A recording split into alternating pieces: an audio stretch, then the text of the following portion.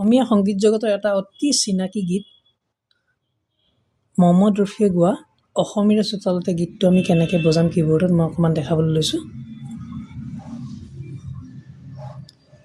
গানটো D major স্কেলৰ পৰা আছে।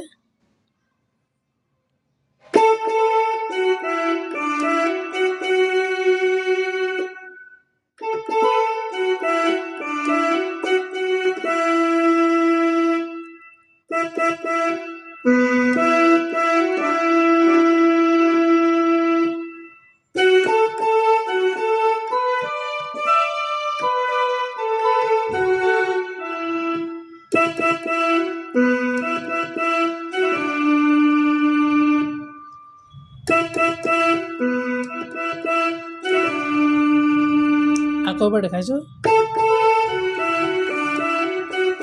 1 2 3 4